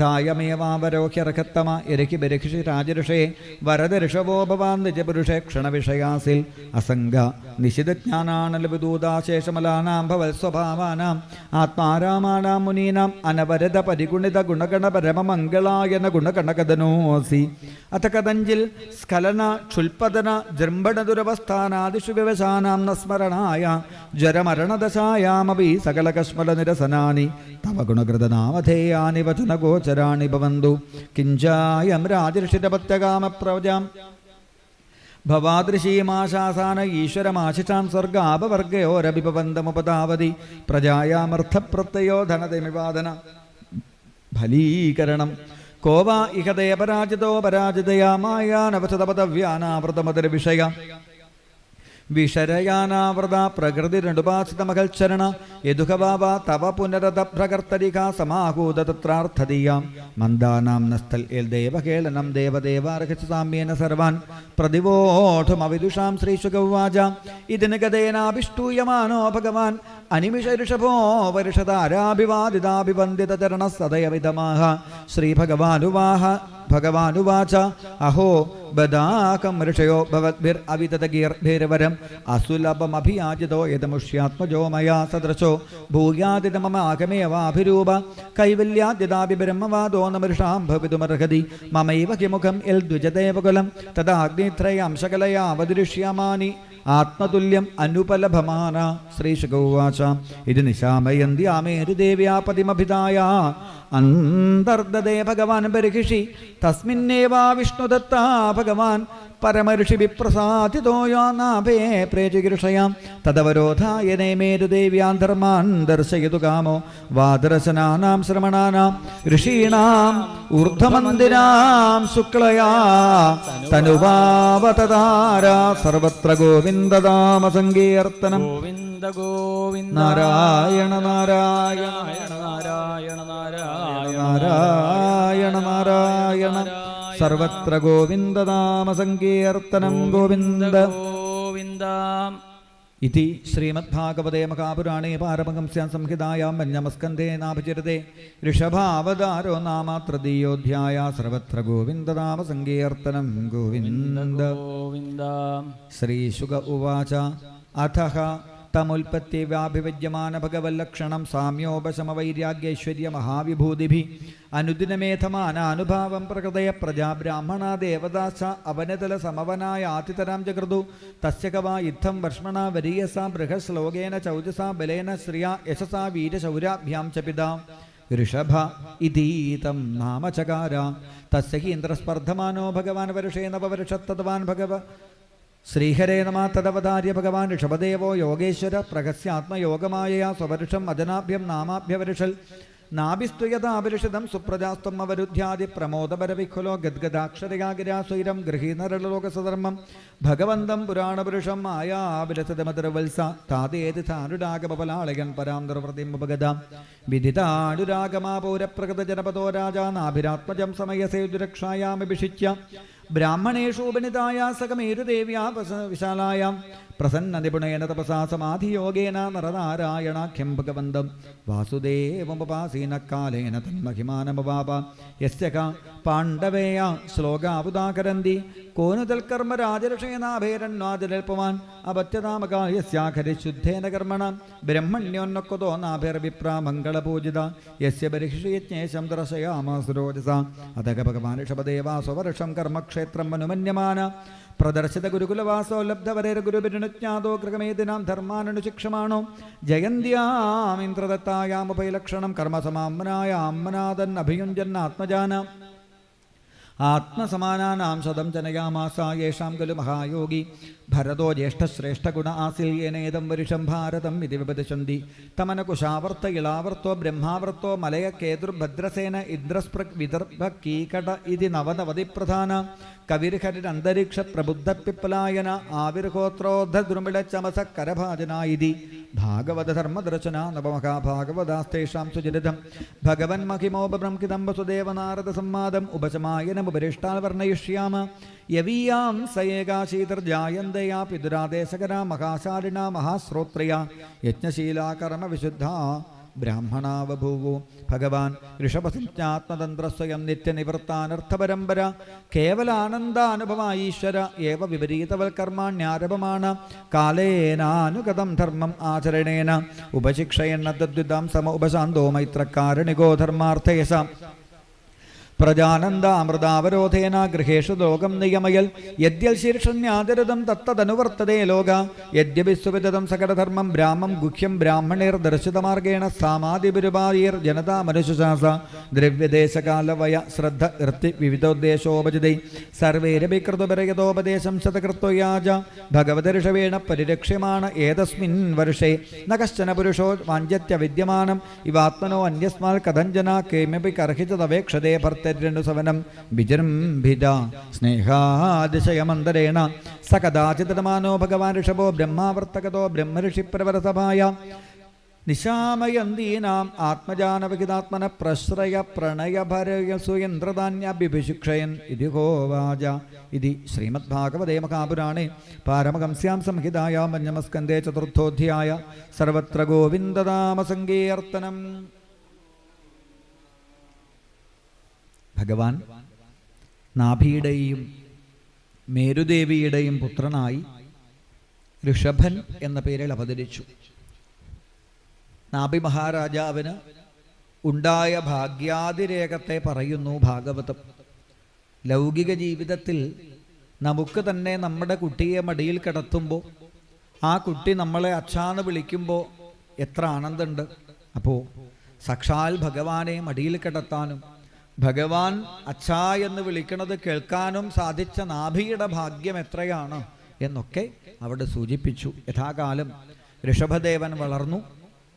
ആ ഋഷഭദേവനെ രാജ്യഭരണം ഏൽപ്പിച്ച് നാഭി മഹാരാജാവ് ഹിമാലയത്തിലേക്ക് തപസ്സിനായി പോയി എന്ന് വർണ്ണിച്ചു. ഋഷഭദേവൻ രാജ്യഭരണം നടത്താൻ തുടങ്ങിയപ്പോൾ ദേവേന്ദ്രന് വലിയ അസൂയ തോന്നി. കാരണം ഭൂമിയിൽ നിന്ന് ആരും സ്വർഗത്തിനെ പോലും ആഗ്രഹിക്കാതായി. കാരണം അത്രയ്ക്ക് ഗംഭീരമായിരുന്നു ഋഷഭദേവന്റെ രാജ്യഭരണം. ദേവേന്ദ്രന് ഇത് കണ്ട അസൂയ തോന്നി. ദേവേന്ദ്രൻ എന്ത് ചെയ്തു? ഋഷഭദേവന്റെ രാജ്യത്ത് മഴ പെയ്യിച്ചില്ല. ഇത് മനസ്സിലാക്കിയതായ ഋഷഭദേവൻ തൻ്റെ യോഗസിദ്ധി കൊണ്ട് കൃത്യമായിട്ട് തൻ്റെ രാജ്യത്ത് മഴ പെയ്യിപ്പിച്ചു. ദേവേന്ദ്രന് തൻ്റെ തെറ്റ് ബോധ്യമായി. ഋഷഭദേവനോട് ചെന്ന് നമസ്കരിച്ചു മാപ്പ് ചോദിച്ചു. പോരാ, ഋഷഭദേവന് സന്തോഷാവാൻ ദേവേന്ദ്രൻ തൻ്റെ മകളായ ജയന്തിയെ ഋഷഭദേവനായി വിവാഹം ചെയ്തു കൊടുത്തു. അങ്ങനെ ഋഷഭദേവന് ഈ ജയന്തിയിൽ തൻ്റെ യോഗസിദ്ധി കൊണ്ട് 100 ആൺമക്കളുണ്ടായി എന്ന് പറയുന്നു ഭാഗവതം. ഈ 100 മക്കളിൽ ജ്യേഷ്ഠനും ശ്രേഷ്ഠനുമാണ് ഭരതൻ, പരമഭാഗവതൻ. 9 ആൾക്കാർ, കവി, ഹരി, അന്തരീക്ഷം തുടങ്ങിയ 9 ആൾക്കാർ ഭാഗവതോത്തമന്മാരായ നവയോഗികളായിട്ട് തീർന്നു. ഏകാദശ സ്കന്ധത്തിൽ കായേന വാച മനസേന്ദ്രിയർവാ ബുദ്ധ്യാത്മനാ വാ പ്രകൃതേ സ്വഭാവാൽ കരോമി യദ്യൽ സകലം പരസ്മൈ നാരായണായേതി സമർപ്പയാമി എന്ന ഭാഗവതധർമ്മം നമുക്കായി ഉപദേശിച്ചു തരുന്നത് ഈ നവയോഗികളാണ്. 81 ആൾക്കാർ വേദമാർഗത്തെ സ്വീകരിച്ചു എന്നും സൂചിപ്പിച്ചു. ഒരിക്കൽ ബ്രഹ്മാവർത്തം എന്നു പേരായ ഒരു സഭയിൽ വെച്ച് ഋഷഭദേവൻ തൻ്റെ 100 മക്കളെയും അടുത്തിരുത്തി അവർക്കൊരു ഉപദേശം കൊടുത്തു. മനുഷ്യജന്മത്തിൻ്റെ ഏറ്റവും വലിയ ധന്യത ഈശ്വരനെ സേവിക്കുക എന്നുള്ളതാണ്. കേവലം ശരീരസുഖം മാത്രമാണ്, ഇന്ദ്രിയസുഖം മാത്രമാണ് നമ്മൾ ആഗ്രഹിക്കുന്നത് എന്നുണ്ടെങ്കിൽ അതെല്ലാ ജീവജാലങ്ങൾക്കും കിട്ടുന്നതാണ് അല്ലേ. മലത്തിൽ കിടന്ന് പൊളയ്ക്കണ കൃമിക്കും സുഖം കിട്ടുന്നുണ്ട്, കാക്കയ്ക്ക് സുഖം കിട്ടുന്നുണ്ട്, പൂച്ചയ്ക്ക് സുഖം കിട്ടുന്നുണ്ട്. അപ്പോൾ ആഹാരം, നിദ്ര, മറ്റ് ശരീരസുഖം ഇതെല്ലാ ജീവജാലങ്ങൾക്കും ലഭിക്കുന്നതാണ്. പക്ഷേ അവർക്കൊന്നും പറ്റാത്ത ഒരു കാര്യം എന്താ? ഭഗവാനെ സേവിക്കുക. അത് മനുഷ്യജന്മത്തിന് മാത്രമേ സാധിക്കുള്ളൂ. അതുകൊണ്ട് ആ മനുഷ്യജന്മം ലഭിച്ച ഓരോരുത്തരും ഈശ്വരനെ വേണ്ടതുപോലെ സേവിക്കണം.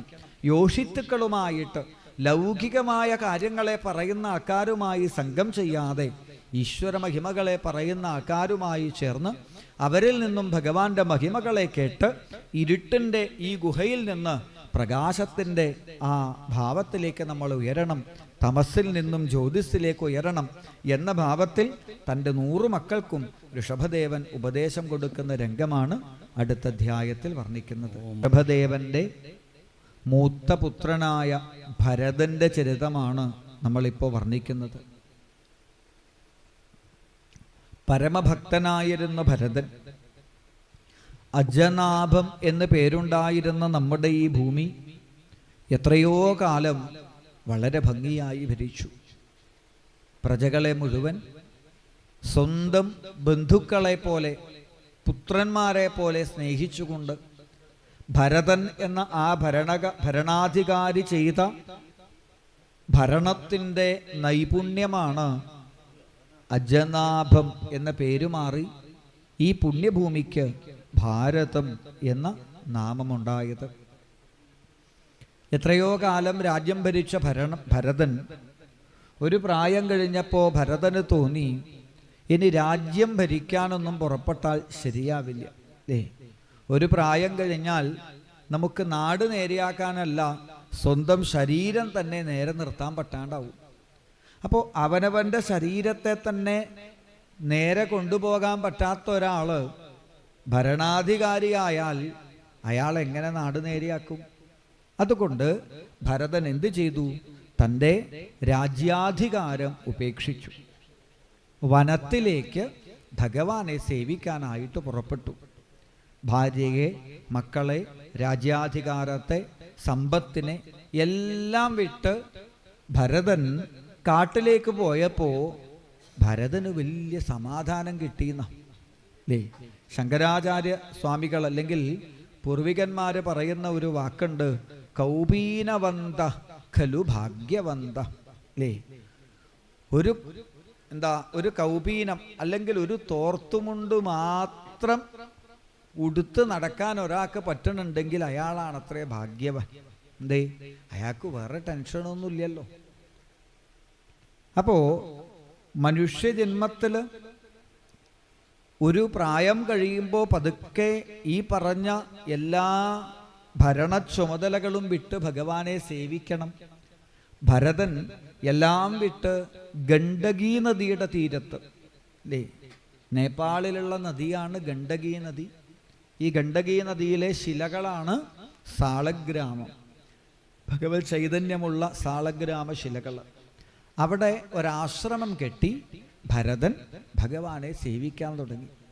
ഇത്രകാലം രാജ്യം ഭരിക്കുന്നത് കൊണ്ട് ഭരതന് ഗായത്രി മന്ത്രം ചിലപ്പോൾ 10 ജപിക്കുള്ളൂ, ചിലപ്പോൾ 108 ജപിക്കാനേ സമയം കിട്ടൂ. ഇപ്പോൾ എത്ര വേണമെങ്കിലും ജപിക്കാം. അതുകൊണ്ട് ഭരതൻ 1008 ഗായത്രി ജപിക്കും. ഇത്രകാലം കുടുംബ ഭരണം, രാജ്യഭരണമൊക്കെ ഉള്ളത് കൊണ്ട് ഭരതന് പുരാണം കുറച്ച് സമയം പാരായണം ചെയ്യാൻ സാധിക്കാറുള്ളൂ. ഇപ്പോൾ ധാരാളം സമയമുണ്ട്, പുരാണം ധാരാളം പാരായണം ചെയ്യും, നാമം ജപിക്കും, തൻ്റെ ആശ്രമത്തിലേക്ക് സജ്ജനങ്ങൾ വന്നാൽ അവരെ പൂജിക്കും. അങ്ങനെ പരിപൂർണമായും ഭഗവാനെ സേവിക്കാൻ തുടങ്ങി ഭരതൻ. തൻ്റെ ഭാര്യയെയും മക്കളെയും ഒക്കെ ഭരതൻ വിട്ട് കാട്ടിൽ പോയി. പക്ഷേ നമ്മൾ വിട്ടാലും നമ്മളെ വിടാത്ത ഒന്നുണ്ട്. എന്താ അത്? നമ്മുടെ കർമ്മഫലം അല്ലേ. അത് നമ്മൾ വിട്ടാലും നമ്മളെ വിടില്ല. വത്സം ഗൗരിവ വത്സല. അനേകം പശുക്കൾ മേഞ്ഞു നടക്കുന്ന ഒരു പുൽമേട്ടിലേക്ക് ഒരു പശുക്കുട്ടിയെ ഇറക്കി വിട്ടാൽ ആ പശുക്കുട്ടി തൻ്റെ തള്ളപ്പശുവിനെ തെരഞ്ഞു കണ്ടുപിടിക്കുന്നത് പോലെ നമ്മൾ ചെയ്തതായ കർമ്മത്തിൻ്റെ ഫലം ജന്മജന്മാന്തരങ്ങൾ കഴിഞ്ഞാലും നമ്മളെ പിടിക്കും. അപ്പം പ്രാരബ്ധം നമ്മളെ പിടിക്കാനുണ്ടെങ്കിൽ ആ സമയമാവുമ്പോൾ ഒന്നുകിൽ നമ്മൾ പ്രാരബ്ധത്തിൻ്റെ അടുത്ത് പോവും, അല്ലെങ്കിൽ പ്രാരബ്ധം നമ്മുടെ അടുത്തെത്തും. ഇവിടെ ഭരതൻ കാട്ടിൽ പോയി ഭഗവാനെ ഉപാസന ചെയ്യാൻ തുടങ്ങിയപ്പോൾ ഭരതനെ ഒരു പ്രാരബ്ധം പിടികൂടുന്നു, ഒരു മാൻകുട്ടിയുടെ രൂപത്തിൽ. ഒരിക്കൽ സന്ധ്യാസമയത്ത് തൻ്റെ ആ കുളിയും സന്ധ്യാവന്ദനവും ഒക്കെ ചെയ്ത് നദിയുടെ തീരത്തിരുന്ന് ഭരതൻ ഗായത്രി മന്ത്രം ഉപാസന ചെയ്തുകൊണ്ടിരിക്കുമ്പോഴാണ് ഒരു സിംഹത്തിൻ്റെ അലർച്ച കേട്ടത്. സിംഹഗർജനം കേട്ടപ്പോൾ ഭരതന് പേടിയൊന്നും തോന്നിയില്ല. പക്ഷേ പേടിയുള്ള ഒരാൾ അവിടെ ഉണ്ടായിരുന്നു, പൂർണ്ണ ഗർഭിണിയായ ഒരു മാൻപേട. ഭരതൻ നോക്കുമ്പോൾ ഈ ഗർഭിണിയായ മാൻപേട ഓടി വന്ന് ഭരതൻ്റെ മുൻപിൽ നിന്ന് വെള്ളത്തിലേക്ക് എടുത്തു ചാടി. എങ്ങനെയൊക്കെയോ കൂടി ആ മാൻപേട നീന്തി നീന്തി മറുകരയ്ക്കെത്തി അവിടെ മരിച്ചു വീണു. അതിൻ്റെ പ്രാരബ്ധം കഴിഞ്ഞുവല്ലോ, എന്ന് ഭരതൻ ചിന്തിച്ചു. പക്ഷേ ഭരതൻ അറിഞ്ഞില്ല, തൻ്റെ പ്രാരബ്ധത്തിന് തിരികൊളുത്തിയിട്ടാണ് ആ മാൻപേട മരിച്ചത്. ഏതായാലും ജപമൊക്കെ കഴിഞ്ഞു. ഭരതൻ തൻ്റെ കാഷായവും കമണ്ഡലവും ജണ്ടും ഒക്കെ എടുത്ത് ആശ്രമത്തിലേക്ക് തിരിച്ചു പോവുകയാണ്. തിരിച്ചു പോകേണ്ടതാണ്. പക്ഷേ ഇതൊക്കെ എടുത്ത് ഭരതൻ നടക്കാൻ തുടങ്ങിയപ്പോൾ ഭരതന് തോന്നി, ഒന്നുകൂടി കാല് കഴുകിയാലോ അല്ലേ? പ്രാരബ്ധം ഇങ്ങനെയാ പിടിക്കുക.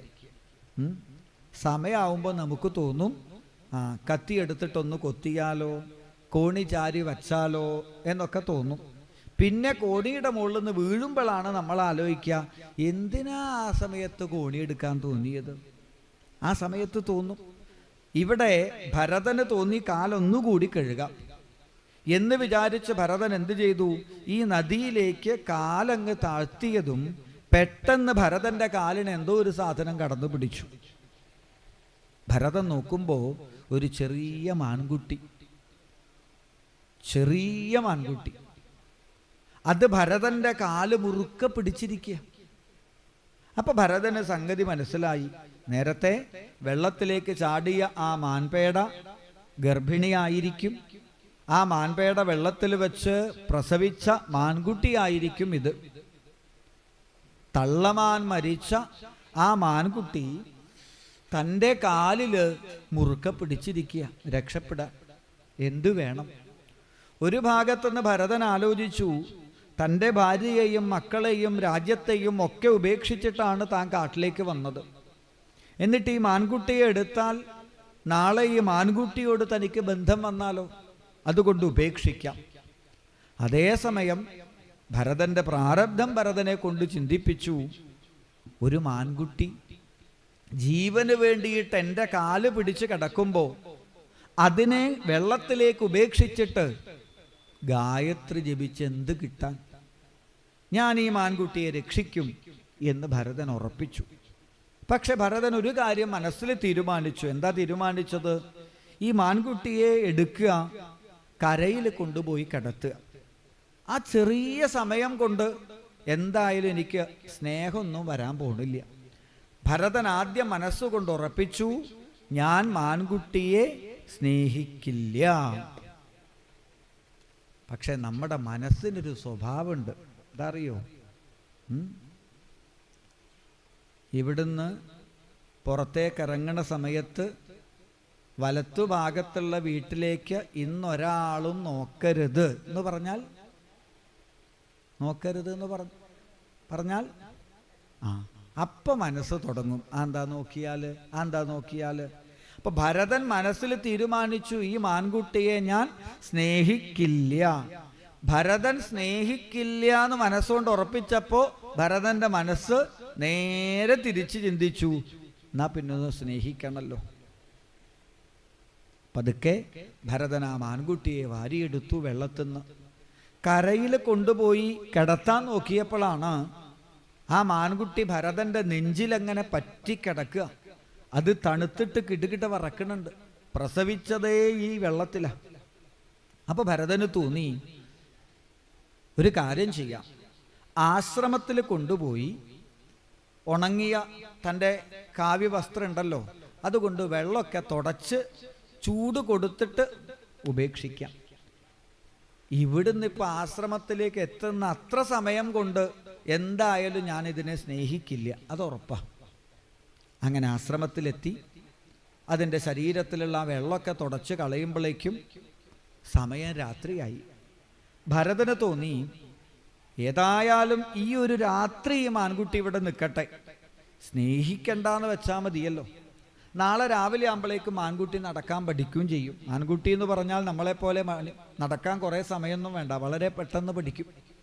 രാവിലെ ആകുമ്പോഴേക്കും മാൻകുട്ടി നടക്കാനൊക്കെ തുടങ്ങി. ഭരതൻ മാൻകുട്ടിയെ മുതുകിലെടുത്ത് നടന്ന് എവിടെയോ ഒരു സ്ഥലത്ത് കൊണ്ടുപോയി അവിടെ കിടത്തി. തിരിച്ചു വരുമ്പോഴേക്കും ഭരതൻ ഒരു കാഴ്ച കണ്ടു, മാൻകുട്ടി തൻ്റെ പിറകിൽ തന്നെ ഓടി വരുന്നു. അപ്പോൾ ഭരതന് തോന്നി, കഷ്ടേ, ജനിച്ച് ഒരു ദിവസം മാത്രമേ പ്രായമായിട്ടുള്ളൂ ഈ മാൻകുട്ടിക്ക്. ഭക്ഷണം കഴിക്കാൻ വെള്ളം കുടിക്കാനൊന്നും പഠിച്ചിട്ടില്ല. അപ്പോൾ ഈ മാൻകുട്ടിയെ ഞാൻ ഇവിടെ ഉപേക്ഷിച്ചാൽ ഇത് പട്ടിണി കിടന്ന് ചാവും. ഒരു കാര്യം ചെയ്യാം, വെള്ളം കുടിക്കാനും ഭക്ഷണം കഴിക്കാനൊക്കെ പഠിപ്പിച്ചിട്ട് ഉപേക്ഷിക്കാം. സ്നേഹിക്കില്ല എന്ന് ഉറപ്പിച്ചാൽ മതിയല്ലോ. ഭരതൻ ആശ്രമത്തിലേക്ക് കൊണ്ടുവന്നു. പിന്നെ ഒരാഴ്ച ഭരതൻ്റെ ട്രെയിനിങ് ആണ്. ഭക്ഷണം കഴിക്കാനും വെള്ളം കുടിക്കാനും ഒക്കെ പഠിപ്പിച്ചു. ഇപ്പം മാൻകുട്ടി നല്ല ഉഷാറായി. മാൻകുട്ടിയെ ചുമലിൽ കിടത്തി ഭരതൻ ദൂരത്ത് കൊണ്ടുപോയി എവിടെയോ ഉപേക്ഷിച്ചു. തിരിച്ചു വരാൻ നോക്കിയപ്പോഴാണ് നല്ല മഴക്കാറ്, ഇടിയൊക്കെ മുട്ടുന്നുണ്ട്. ഭരതന് തോന്നി, ഈ മാൻകുട്ടിയെ ഇപ്പം ഇവിടെ വച്ചാൽ മഴ വന്നാൽ മാൻകുട്ടിക്ക് ബുദ്ധിമുട്ടാവുമല്ലോ. എന്തായാലും 2 ദിവസം കൂടി മഴയുണ്ടാവുമെന്നാണ് കാലാവസ്ഥാ പ്രവചനം. ഒരു കാര്യം ചെയ്യാം, 2 ദിവസം കഴിഞ്ഞിട്ട് മഴ മാറിയിട്ട് ഉപേക്ഷിക്കാം. 2 ദിവസവും കൂടി ഇതിനെ സ്നേഹിക്കണ്ടെന്ന് വിചാരിച്ചാൽ മതിയല്ലോ. ആശ്രമത്തിലേക്ക് കൊണ്ടുവന്നു. ഇങ്ങനെ ഓരോ ദിവസവും ഭരതൻ രാവിലെ ആവുമ്പോൾ മാൻകുട്ടിയെ ചുമലിൽ കയറ്റും, എവിടെയെങ്കിലും കൊണ്ടുപോയി ഇറക്കും, വൈകുന്നേരം തിരിച്ചു കൊണ്ടുവരും. ഇപ്പം എന്താ സ്ഥിതി എന്നറിയോ? രാവിലെ 7 മണിയാവുമ്പോഴേക്കും മാൻകുട്ടി റെഡിയായിട്ട് പുറപ്പെട്ട് നിൽക്കുക. എന്തിന്? സർക്കിട്ട് പോവാൻ. അതിന് നല്ല സുഖല്ലേ. ഇയാളുടെ ചുമലിൽ കിടന്ന് കാട് മുഴുവൻ കണ്ട് വൈകുന്നേരം ആകുമ്പോൾ തിരിച്ചു വരും. കുറച്ച് ദിവസം കഴിഞ്ഞപ്പോൾ എന്തായി? ഭരതൻ മാൻകുട്ടിയെ കാട്ടിൽ എവിടെയെങ്കിലും ഉപേക്ഷിച്ചാൽ ഭരതൻ എത്തണതിന് മുമ്പേ ആശ്രമത്തിലേക്ക് മാൻകുട്ടി എത്തിച്ചേരും. ചുരുക്കി പറഞ്ഞാൽ നമ്മുടെ പ്രാരബ്ധം നമ്മളെ എവിടെ കൊണ്ടുപോയി കളഞ്ഞാലും ഫലമില്ല, അത് നമ്മളെ തന്നെ പിടികൂടും. ഇപ്പോൾ ഭരതന് മാൻകുട്ടിയോട് സ്നേഹം, മാൻകുട്ടിക്ക് ഭരതനോടും സ്നേഹം. അങ്ങനെ സ്നേഹം കൂടാൻ തുടങ്ങിയതോടെ എന്തായി എന്ന് വെച്ചാൽ ഭരതന് ഭഗവാനോടുള്ള സ്നേഹം കുറയാൻ തുടങ്ങി. മാൻകുട്ടിക്ക് പുല്ല് കൊടുക്കണം, അതിനെ കുളിപ്പിക്കണം, അതിനെ മടിയിൽ താരാട്ട് പാടി ഉറക്കണം, അതിൻ്റെ ഒപ്പം കളിക്കണം, അതിൻ്റെ ഇടയ്ക്ക് തൻ്റെ കുളി നടക്കണം, കാവ്യമുണ്ട് അലക്കണം. ഇങ്ങനെ പലതരം പ്രാരബ്ധങ്ങൾ ഭരതന് വന്നപ്പോൾ ഭരതൻ പതുക്കെ ഈശ്വരോപാസന കുറയ്ക്കാൻ തുടങ്ങി. 1008 ഗായത്രി മുടങ്ങാതെ ജപിച്ച ഭരതൻ 1008 പിന്നെ 108 156 പിന്നെ 36, 24, 18, 10 ഒക്കെ ആയി. ഇപ്പോൾ നാമം ജപേ ഇല്ല. അഥവാ ഭരതൻ സന്ധ്യയ്ക്ക് നാമം ജപിക്കാൻ ഇരുന്നു തന്നെ വിചാരിക്കുക. മാൻകുട്ടി ചിലപ്പോൾ ഭരതൻ നോക്കി നിൽക്കെ ആശ്രമത്തിന്ന് പുറത്തേക്ക് പോവും. കാട്ടിൻ്റെ നടുവിൽ മാൻകുട്ടി ആശ്രമത്തിന്ന് പുറത്തേക്കങ്ങ് പോയാൽ നാമം ജപിക്കുന്നുണ്ട് ഭരതൻ, പക്ഷെ മനസ്സ് മുഴുവൻ മാൻകുട്ടിക്ക് വല്ല ആപത്തും പറ്റുമോ, മാൻകുട്ടിക്ക് വല്ല ആപത്തും പറ്റുമോ. വേഗം പുറത്തിറങ്ങി നോക്കുമ്പോൾ ആശ്രമത്തിൻ്റെ മുറ്റത്ത് പുല്ല് തിന്നിങ്ങനെ നടക്കുന്നുണ്ട്. വീണ്ടും വന്ന് നാമം ജപിക്കും. പെട്ടെന്ന് എന്തെങ്കിലും ശബ്ദം കേട്ടാൽ ഭരതന് സംശയം. നാമം ജപം നിർത്തി വീണ്ടും പുറത്തേക്ക് പോവും. ഇങ്ങനെ മാൻകുട്ടിയെ നോക്കലും നാമം ജപവും രണ്ടും കൂടി നടത്തി കുറച്ചു ദിവസം. പിറ്റേ ദിവസം ഭരതന് തോന്നി കുറച്ചുകൂടി എളുപ്പം ഒരു വഴിയുണ്ട്. എന്താ അറിയോ? നാമം ജപിക്കാൻ വിളക്ക് കൊളുത്തിയിട്ട് വിളക്ക് കൊടുത്ത് ജനലിൻ്റെ ചോട്ടിൽ വന്നിരുന്നു. ജനലിൻ്റെ അടുത്തിരുന്ന എന്താ ഗുണം? 2 ബിസിനസ് ഒപ്പം നടക്കും. ഒന്ന് നാമം ജപം, ജനലിൻ്റെ ഉള്ളിൽ കൂടി മാൻകുട്ടിയെ നോക്കാം അല്ലേ. നമ്മളും നാമം ജപിക്കുമ്പോൾ അതിൻ്റെ ഇടയ്ക്ക് എന്തൊക്കെ പരിപാടി നടത്താറുണ്ട് അല്ലേ. ഹരേ രാമ ഹരേ രാമ രാമ രാമ ഹരേ ഹരേ, ഹരേ കൃഷ്ണ കൃഷ്ണ കൃഷ്ണ ഹരേ ഹരേ. ഗ്യാസ് ഓഫ് ആക്കണേ, ഹരേ രാമ രാമ രാമ ഹരേ ഹരേ, ഹരേ കൃഷ്ണ. മോട്ടോർ ഓണാക്കണേ, ഹരേ രാമ.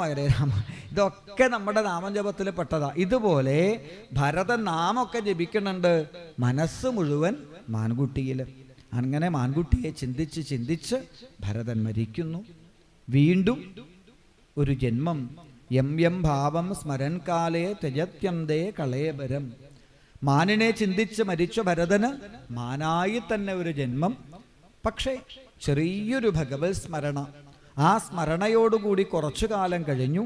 യാതൊരു നദിയിൽ നിന്നാണോ തനിക്ക് മാൻകുട്ടിയെ കിട്ടിയത്, അതേ നദിയിലേക്ക് ആ മാനിൻ്റെ ശരീരത്തെ അവിടെ ഉപേക്ഷിച്ചു. വീണ്ടും ഭരതന് ഭഗവാൻ ഒരു മനുഷ്യജന്മം കൊടുത്തു.